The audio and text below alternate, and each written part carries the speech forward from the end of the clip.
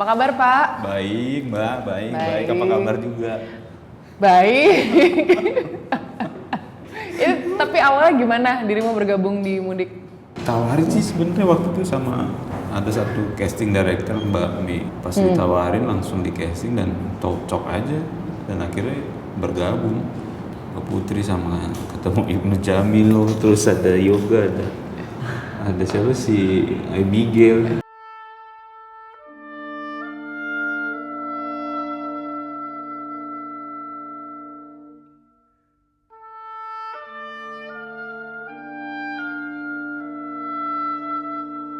Begitu ditawarin, film Mudik ya gitu. Pikirannya apa? Aku malah mikirnya kayak kebayang tuh naik kereta gerombolan rame-rame tuh nggak, mudik gitu kan, naik bis bareng-bareng, kalau nggak naik kereta yang umpel-umpelan gitu, terus kayaknya nggak dapet tiket, terus loncat ke bis ke kereta gitu, duduk di toilet, kebayangnya itu gitu.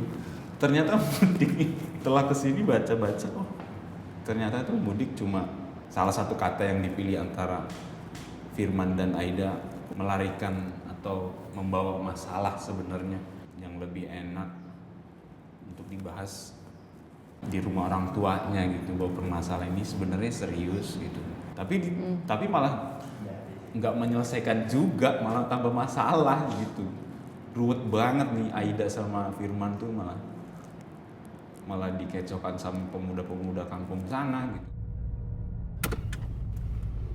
Gak kemana-mana. Palingan orang kali. Gak ada. Aku udah lihat dari tadi. Astaga.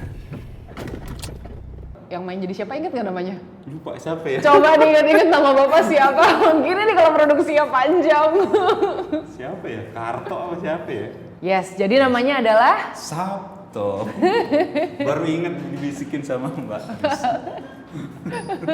jadi kamu adalah perwakilan dari tim penduduk yang membawa masalah itu ya? Membawa masalah. Sebenarnya ajakan dari ini sih, dari ketua RT-nya bahwa semua segala sesuatunya itu harus dihubungkan sama uang. Gitu. Kita cuma punya segini.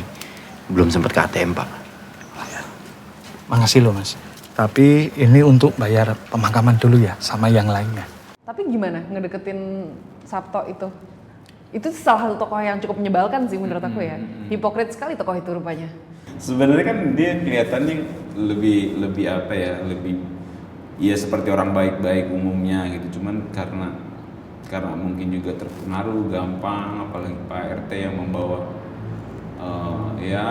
yang membawa terus deket-deket sama Pak RT kan. Akhirnya gampang gitu, tinggal Sabto tuh kayak gini gitu ya. Aku create aja sedikit, aku tambahin sedikit. Terus yang menarik adalah memang nggak dikasih tahu juga di naskah gitu kan. Mas Andri kan juga selalu kasihnya tuh semua tokoh punya hidupnya sendiri dan kita bangun sendiri-sendiri gitu.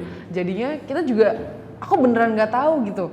Sebagai Aida nggak tahu tokoh Sabto ini sebenarnya agendanya nih apa gitu. Cuma kita jadi punya prejudice sendiri gitu. Wah, tokoh ini mau ngapain aslinya? Dia tidak memberikan kepada pemainnya penekanan yang mesti begini. Jujur kalau saya sih, kalau ada sutradara yang kayak gitu, jadi kayak tidak memberikan kebebasan dan keleluasaan aktornya untuk berimajinasi, untuk mengeksplor gitu kan.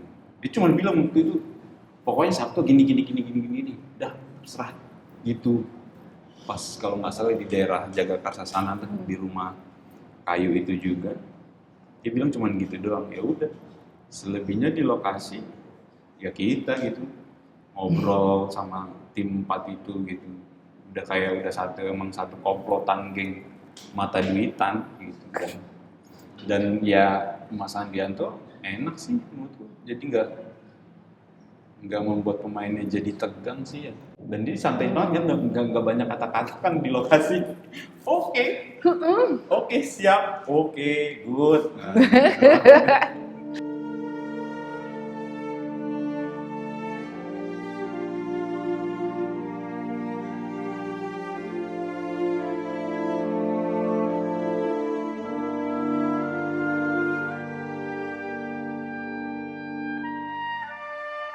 aku tuh ngeliat pas yang kamu syuting adegan yang rame banget itu, yang koreografinya riweh setengah mati itu. Oh, yang di rumah ya? Iya. Dalam rumah Yang ya. adegan itu gimana sih? Ya, mungkin kan dirimu juga berangkat dari teater gitu. Kupikir blocking, koreografi, ya, untuk teater kan sesuatu yang sangat familiar ya. Dan rata-rata kayak Abe gitu kan juga orang teater gitu. Beberapa orang yang main yang aku tahu juga orang teater di gerombolan si berat ini gitu. Kemarin gimana dengan koreografinya? Enak sih sebenarnya gitu, karena yang agak masalah adalah itu rumah kan tiangnya 4 ya, jadi kayak kita tuh dihadapkan sama ya itu permasalahannya tuh mungkin kayak dianggapnya tiang gitu, kayak kalau Sabto kan ngumpet di balik tiang-tiang terus karena merasa ya ketahuan bahwa Sabto cuma manfaatin Santi doang gitu, jadi dia tuh kayak ngumpet di balik tiang gitu, dekat meja, dekat apa gitu, jadi kayak sebenarnya dia nggak tahu apa-apa, cuman ngikutin aja, akhirnya dia berpegangan sama tiang, sama meja gitu.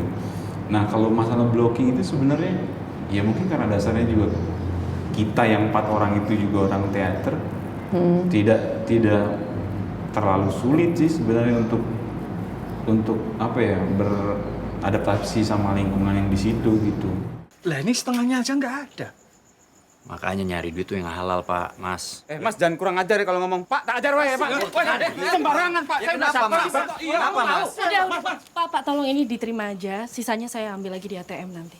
Kalau caranya Mbak Putri itu untuk menghadirkan Aida, kan itu kan nggak gampang. Kalau dari aku sih mungkin lebih banyak baca soal berita atau lihat testimoni orang-orang atau teman-teman yang memutuskan untuk satu tidak punya anak.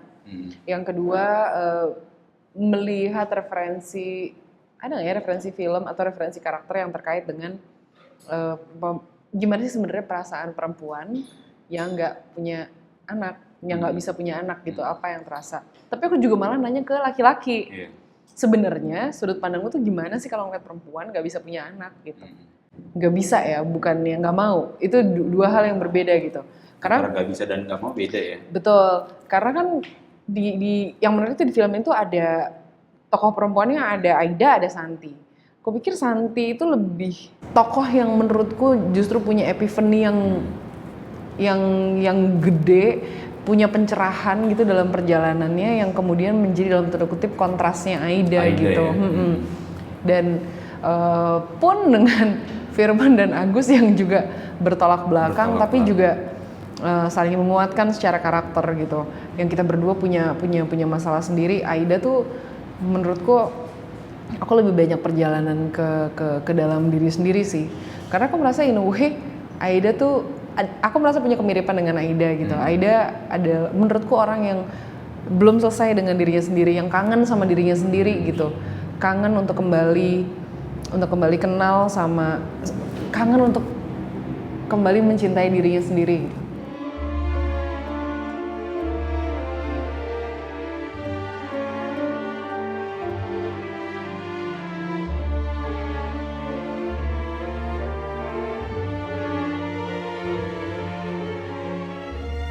Tapi kalau kamu nih Mbak, kalau boleh potong, setelah pencarian Aida yang mungkin kamu lebih suka mendengarkan directionnya sutradara dulu atau lebih di awal nih sebelum syuting gitu, lebih kamu mencari dulu nih seperti apa nih Aida gitu, baru nanti kamu diskusikan sama Mas Andri atau Oke, aku seneng kalau punya waktu untuk mencari sendiri.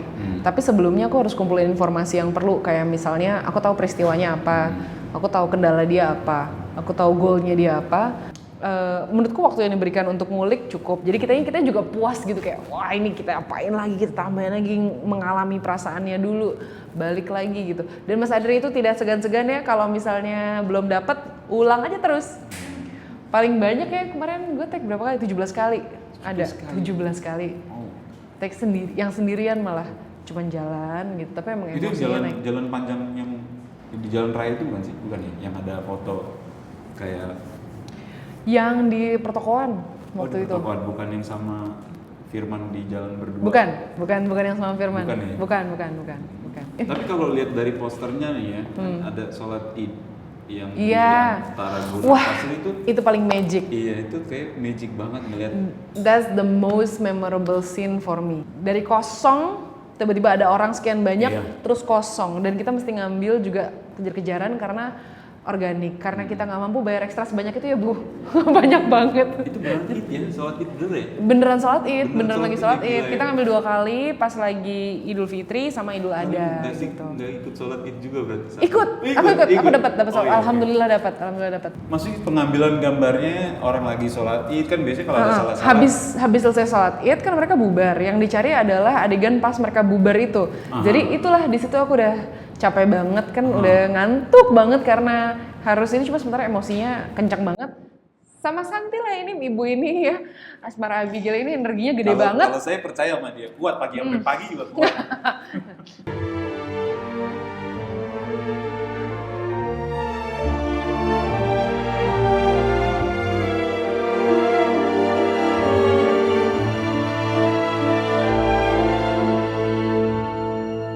Mas Edo terima kasih udah mau diajakin ngobrol. Akhirnya kita reuni-reunian lagi. Seneng banget kita revisiting Gua tahu mudik dan proses-prosesnya. Yes, saya percaya bahwa segala sesuatu yang dijalani dengan sungguh-sungguh dan dengan proses yang matang, semoga juga hasilnya tidak instan. Jadi hasilnya juga bisa dipertanggungjawabkan gitu ya. Semoga mudik bisa seperti saya. Mudik tuh menurut saya jadi salah satu proyek yang memberikan perjalanan spiritual, proses yang panjang, insight-insight yang luar biasa yang tidak terduga gitu di dalamnya, dan proses belajar yang gede banget sih. Ini buat saya luar biasa, belajar jadi produser juga sesuatu yang main juga pusing ya ternyata tapi enjoyable. So tungguin aja seperti apa hasilnya film mudik yang sudah kami lalui bersama-sama. Semoga teman-teman semua bisa nonton bareng keluarga, bareng pasangan, mengunjungi kembali perasaan-perasaan dan diri kita yang selama ini sengaja kita lupakan, sengaja tidak mau didekati, dan bisa kembali pulang sama diri sendiri setelah nonton ini. Terima kasih ya udah ngikutin proses mudik dan ngobrol-ngobrol kita. Oke. Terima kasih Mbak Putri. Sama-sama, thank you Mas Edo. Siap.